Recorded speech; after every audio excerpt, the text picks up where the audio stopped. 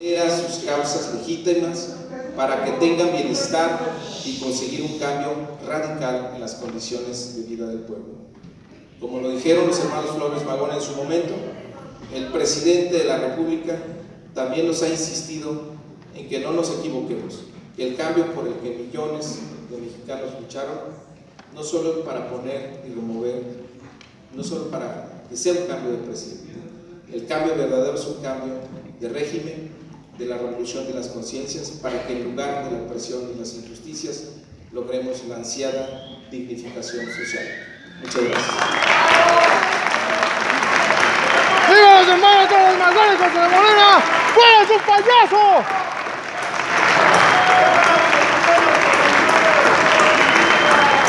A los que dicen los del Maya, mira Coca-Cola. Muchas gracias. No, infectoso. Queremos compartirles como parte de los trabajos que estamos haciendo de acompañamiento de esta edición, parte de lo que será, con motivo de los 120 años de la Revisión de Regeneración, una novela gráfica que se está preparando como parte de estas celebraciones, que es obra de artista plástico, escultor y cineasta Eduardo Lalo, que anda por allá, Lalo Bautista. Por favor.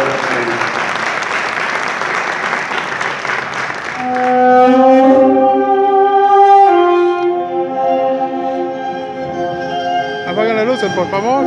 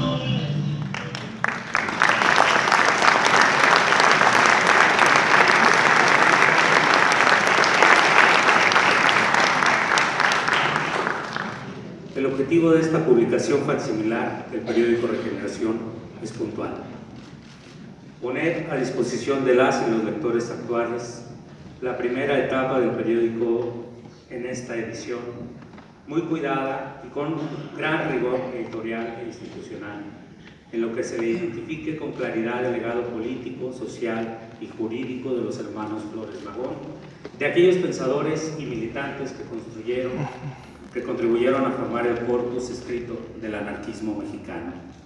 Además, también será una herramienta de primer orden para profundizar en la comprensión y análisis del proceso histórico de quienes pusieron en práctica las ideas que dieron origen al Partido Liberal Mexicano y al pensamiento anarquista mexicano. Por eso, para nosotros era fundamental, desde el Consejo Editorial, hacer esta presentación, compartirla con ustedes, invitando a personas como la doctora Ana Rivera Cargo, que trabaja como investigadora de la Universidad de Estudios Históricos de Lina y como profesor de asignatura en la UNAM, es autora de distintos libros. Y bueno, yo la dejo y reitero que la idea de esta presentación era compartir con ustedes desde una visión académica este testimonio documental y además compartirlo físicamente con ustedes. Por eso la decisión nuestra fue, además de esta presentación, obsequiar los libros que edita el Consejo Editorial de la Cámara de Diputados. Doctora Ana Rivera Carmo.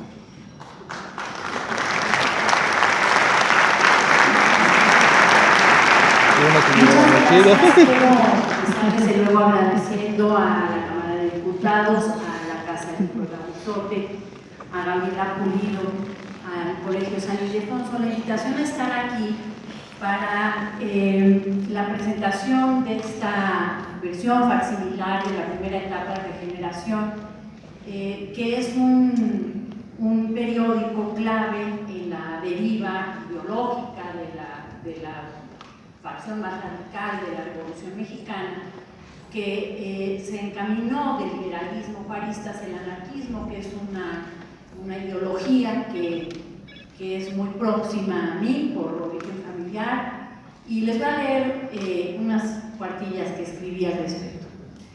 El pensamiento radical del siglo XIX y principios del siglo XX, desde el liberalismo hasta las muy variadas manifestaciones del socialismo, tuvo en las publicaciones periódicas a una de sus principales estrategias para la divulgación de sus ideas.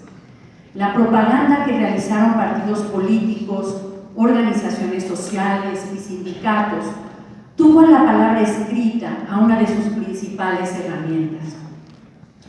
Multitud de periódicos, atribulados por las penurias financieras, la censura y en muchos casos la persecución de sus editores, tuvieron vidas más o menos cortas, llenando la historia de la hemerografía militante de una larga lista de títulos con nombres prácticamente desconocidos el día de hoy.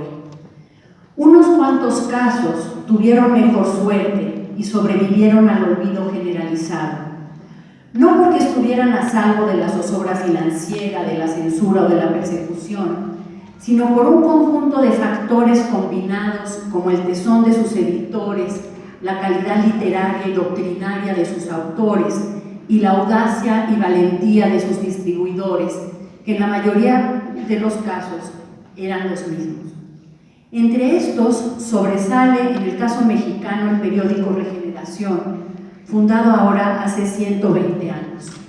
Un semanario que apareció con interrupciones por 18 años, que se publicó en la Ciudad de México y en diversas ciudades de Estados Unidos, en donde debieron exiliarse sus editores: San Antonio, Texas, San Luis, Missouri y Los Ángeles, California, que combinaba permanentemente a sus lectores, ayudar económicamente a su sostenimiento y que contribuyó de manera definitiva a la formación de una cultura radical y a la toma de conciencia social y política en el México de la última década porfiriana.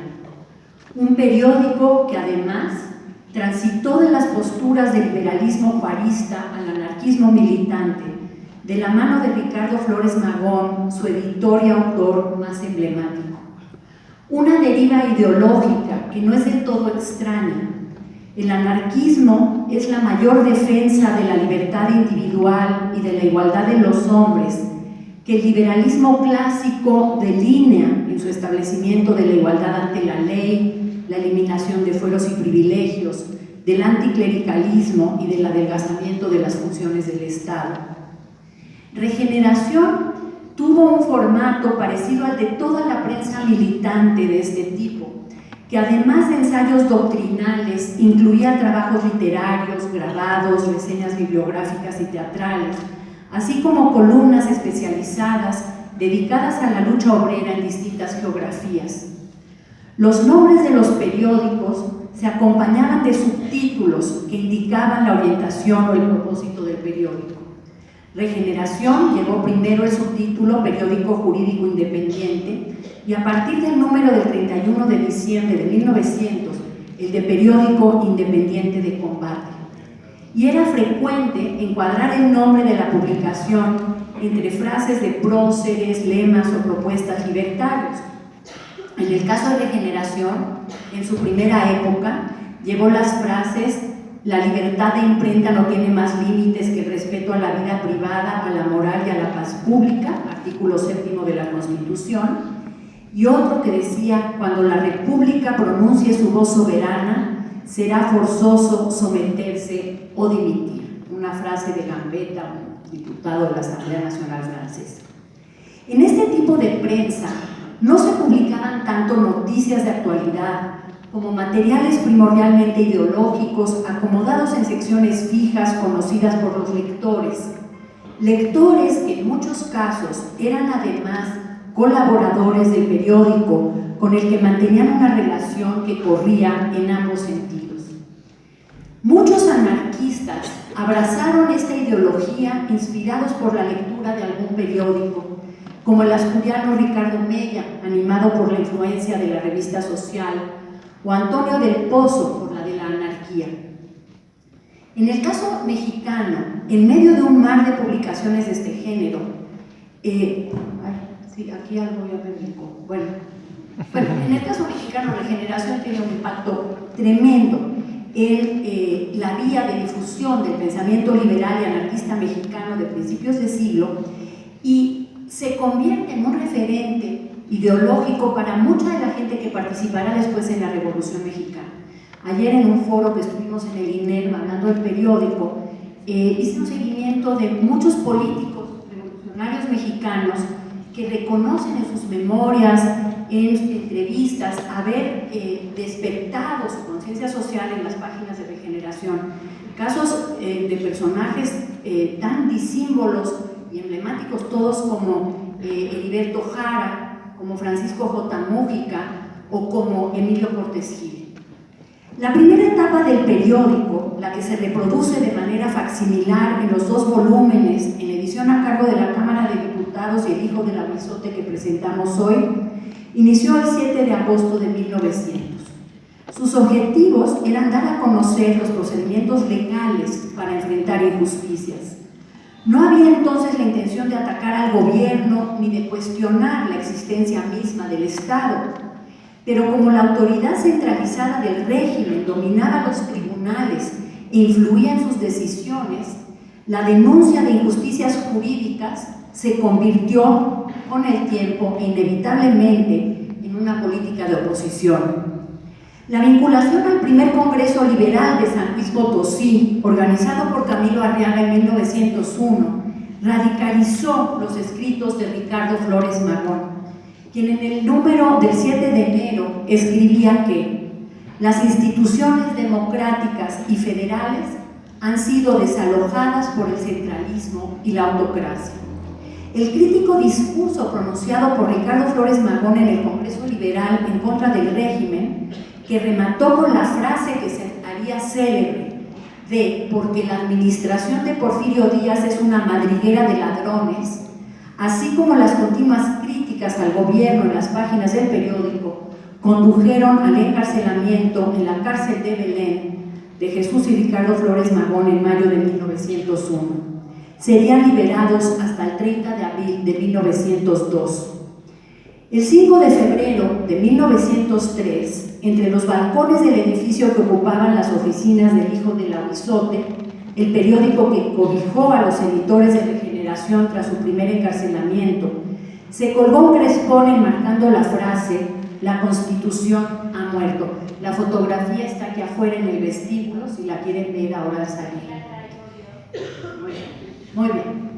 3 días más tarde, el día 8, el hijo del avisote publicó un artículo de Ricardo en el que decía: la Constitución ha muerto, y al enlutar el frontis de nuestras oficinas con esa frase fatídica, protestamos solemnemente contra los asesinos de ella, que como escarnio sangriento al pueblo que han vejado, celebran este día con muestras de regocijo y satisfacción. El 16 de abril, las oficinas del periódico fueron allanadas por la policía y sus editores detenidos. Al ser liberado a principios de 1904, Ricardo tomó el camino del exilio, del que no volvió jamás. Regeneración, publicado en adelante en ciudades estadounidenses, se radicó en lo social y en lo político hasta abrazar abiertamente la idea con mayúscula, como llaman sus promotores al pensamiento ágrata. La historia oficial del proceso revolucionario confinó a quienes en adelante se conocerían como magonistas al papel de precursores de la revolución, centrándose en sus críticas al porfiriato y en su anticlericalismo, y obviando sus críticas al Estado, cualquier Estado, incluido el que construyó la revolución triunfante. El anarquismo y su crítica al Estado son siempre incómodos para quienes así aspiran al ejercicio del poder político.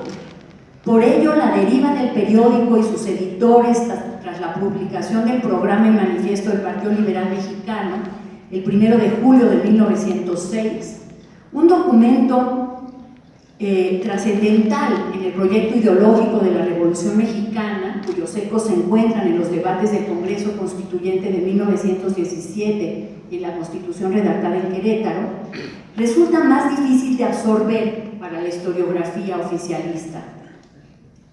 Pero como el papel de Regeneración y de sus promotores fue crucial en el debate político y social de las primeras 2 décadas del siglo pasado, nos encontramos con paradojas como el que la Cámara de Diputados haya inscrito en letras de oro el nombre de Ricardo Flores Magón en el muro de honor del Palacio Legislativo en 1993 y de que hoy publique esta obra fundamental. Bienvenida a esa paradoja. Gracias.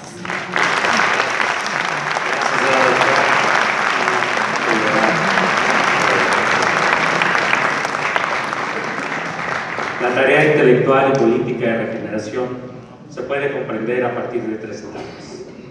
La primera de ellas es precisamente la que define este corpus: la aparición del periódico el 7 de agosto de 1900, que tenía como objetivo luchar contra la injusticia del régimen porfirista y de sus tribunales, una resistencia jurídica, social y política desde la ley, el derecho y el espíritu público. Regeneración. La doctora Beatriz Gutiérrez Müller es doctora en teoría literaria por la UAM, actualmente es profesora investigadora de tiempo completo del Instituto de Ciencias Sociales y Humanidades de la Universidad Autónoma de Puebla y desde mayo de 2019 preside el Consejo Honorífico de la Coordinación de la Memoria Histórica y Cultural de México de la Presidencia de la República. Doctora.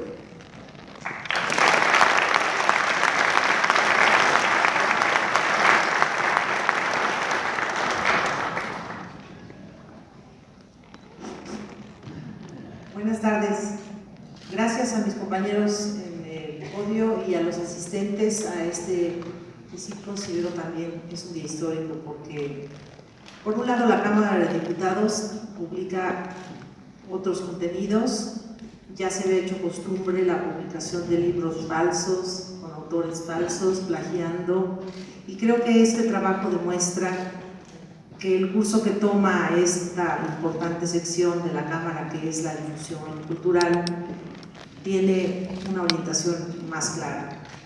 Muchas gracias también a ese esfuerzo, porque hay muchos pseudoinvestigadores y mucho falsario aquí en este mundo también de la investigación y la difusión de la cultura.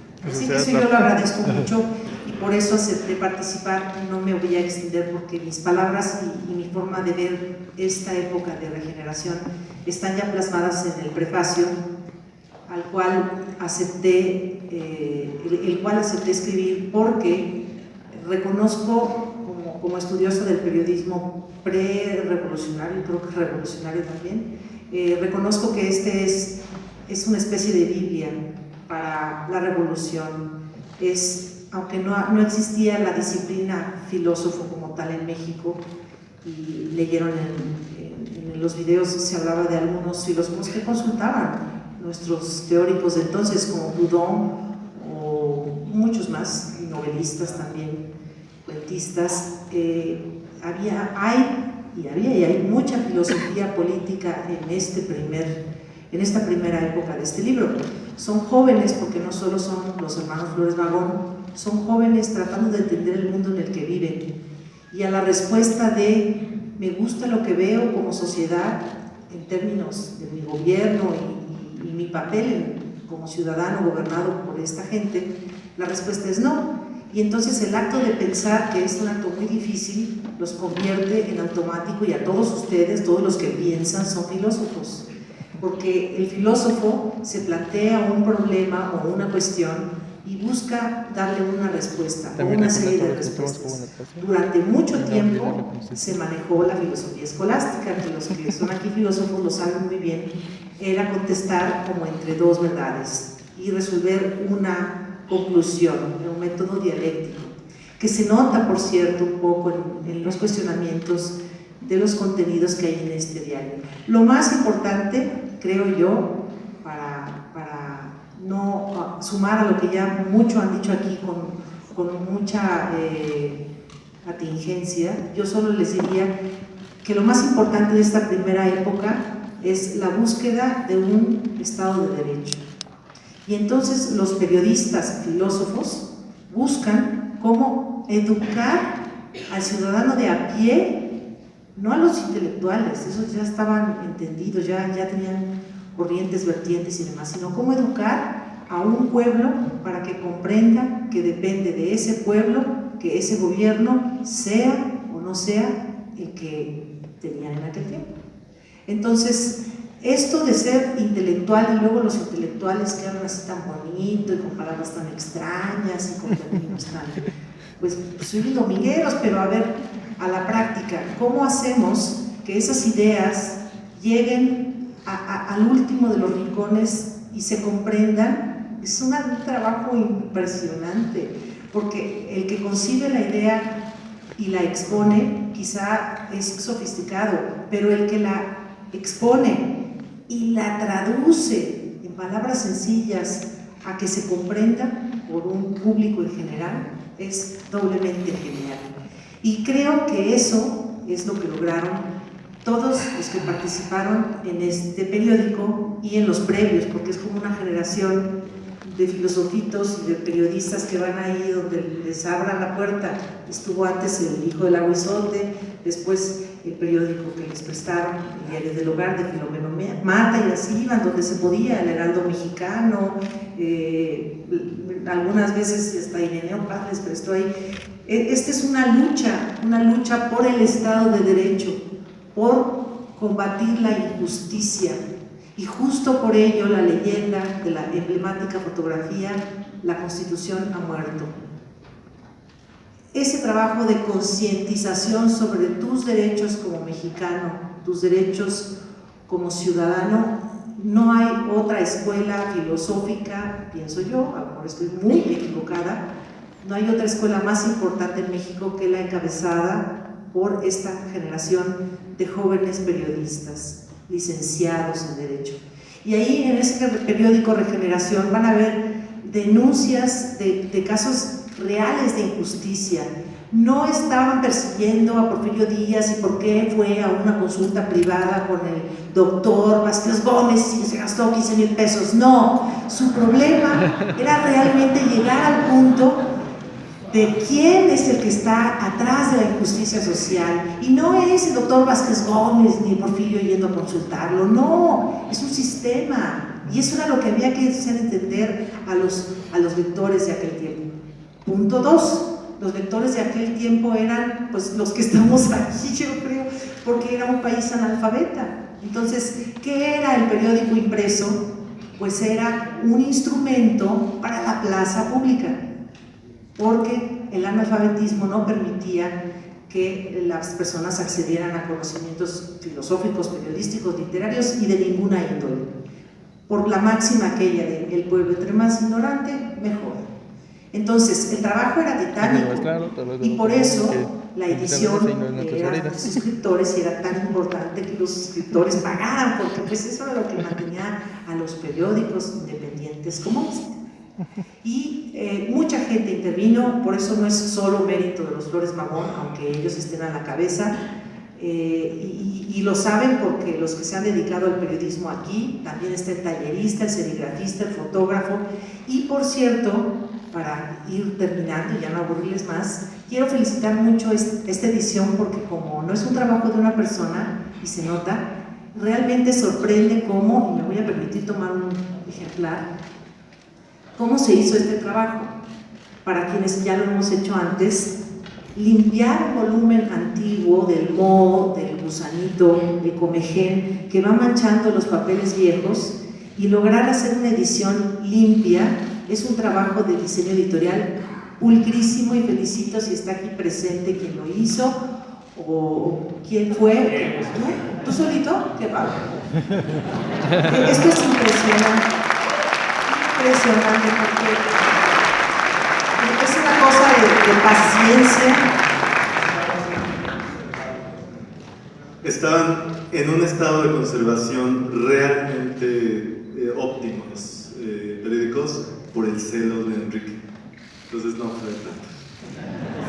De promotor, ya eres diseñador gráfico, muchas felicidades. Ese trabajo es muy difícil y es una obra de arte. Yo preguntaba hace un momento a